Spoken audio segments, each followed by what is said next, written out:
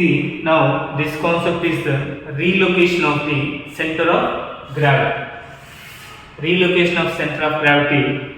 So here two examples are there. Is one example, second example, first one we will see. So somewhere here the patient is having tibia fracture, so that he is using by axial crutches. He is walking by with the help of axillary crutches. With the help of axillary crutches. So now this limb is in non-weight bearing. Now this limb is in non-weight bearing. That means he is not going to keep the weight of this limb, so that he will lift his limb. He will lift his limb. Now the contact is only 1 foot on the ground. 1 foot on the ground. So when he lifted his limb from S2 to COG, from S2 to, it will shift to this side. It will shift to this side, downward and lateral, downward and lateral. So the line of gravity. This is the center of gravity of the patient. From there, line of gravity will come like this. From there, line of gravity will come like this. So now, if you see the base of support, if you don't consider these two crutches, the base of support is away from line of gravity is away from the base of support. Here, base of support is this only. If we are not going to consider these two crutches, base of support is this only. So that line of gravity is away from the base of support, then the person will fall because there is no stability. So here, if we consider these two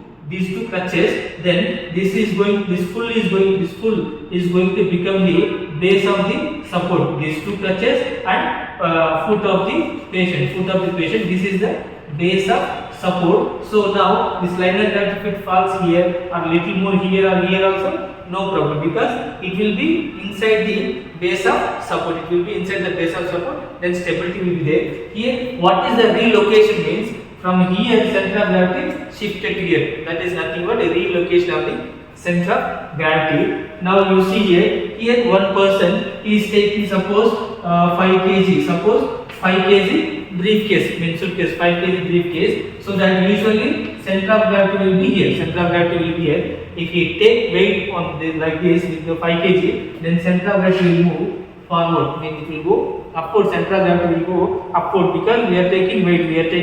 It will go upward.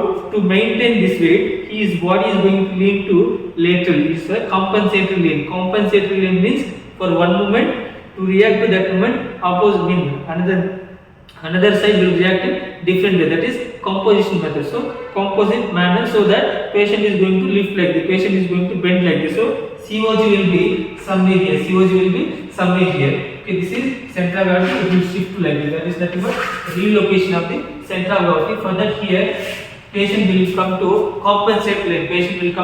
compensatory lean. From here, if we draw line of gravity, it will be between the base of support. Here, between 2 feet, we will be having base of support. The line of gravity will be for in the base of support only. So to get that, he will shift it to like this. So now he will be little stable position. That's it. So this is all about gravity. In this gravity, force of gravity. First we saw what is gravity, and then how to give gravity point to the object, and then line of gravity. What is line of gravity?